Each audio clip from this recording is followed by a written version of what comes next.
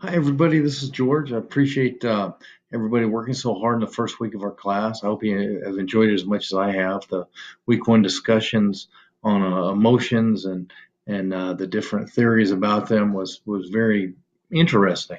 So I hope you found some meaning from those discussions and we're able to apply it in our daily lives as we go through work and life. So I kind of call these sessions Meet, Learn, and Share, and primarily because I'm going to start doing live sessions once a week. If anyone would like to attend, I'll have the link and everything set out. So I'll post the times tomorrow. It's going to be Thursday this week when we accomplish this. So if you can make it, great. If you can't, I'll try to record it so you can watch it at a later time. These sessions are never mandatory, so don't think that you have to make it. They're just kind of an extra that if you would like to be there and participate in it, because they're very uh, participatory. It's not just a lecture from me. We don't need lectures from me. We need interaction and engagement within the class. So that's what makes it a fantastic learning experience. We've done that with the discussion. So I want to do that live a few times, and hopefully everyone enjoys it that is able to attend. So let's have a quick go over. Let's do a quick week one wrap up. In our discussions, kind of already talked about them. We looked at the theories of emotion, and everybody kind of picked one theory, but we kind of thought that there was overlying overlays between the different theories, and there was a lot of overlap. So, and that's very true. There's no one perfect explanation of our emotions. Now, some do ring more true to us than others, and that's perfectly acceptable. This week, when we start talking, we're going to get into a few things about that.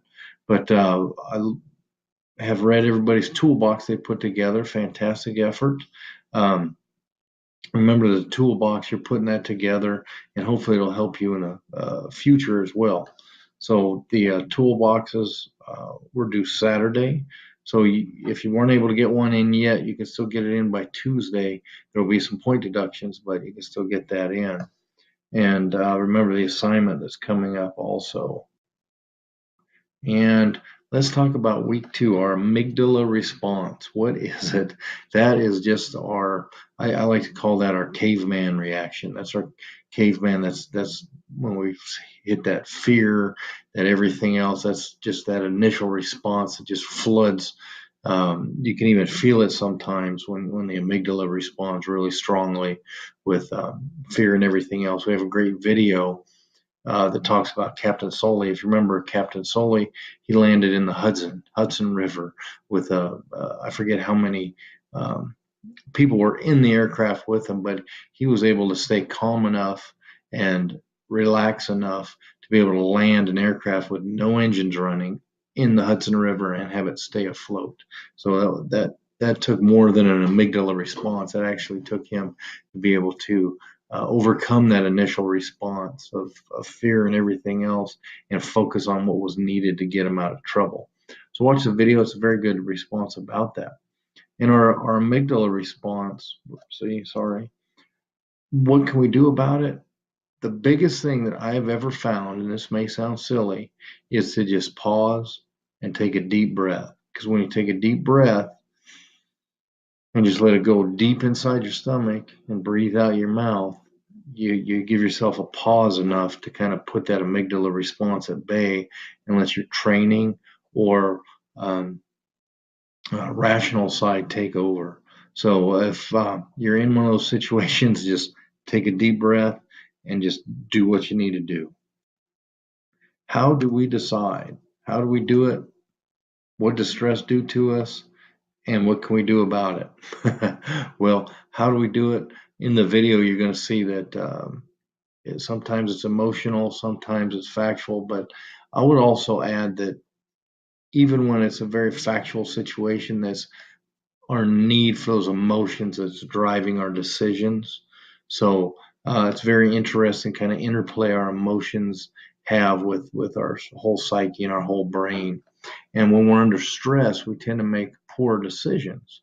Even though when we're under stress, we can make decent decisions. We can make good decisions under stress.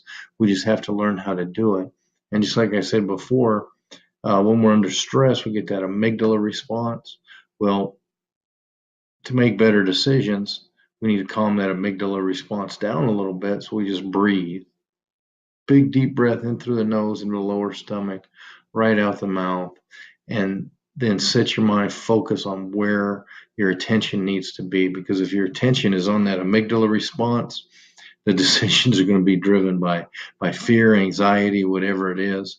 So take that breath and focus your attention wherever it needs to be. So if you're in an emergency situation, focus on the actions that are required.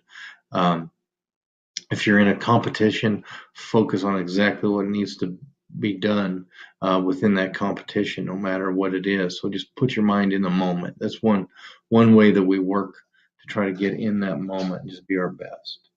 So that's just what I've found that's worked really well.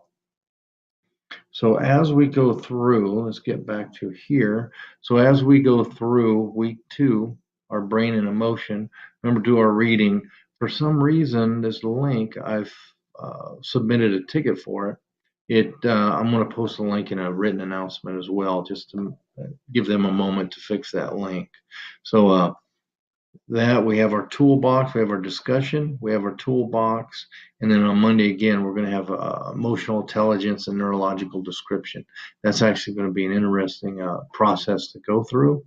So I look forward to us talking about our amygdala response and our discussion questions and the readings this week with Goleman chapter 2:14 in the video.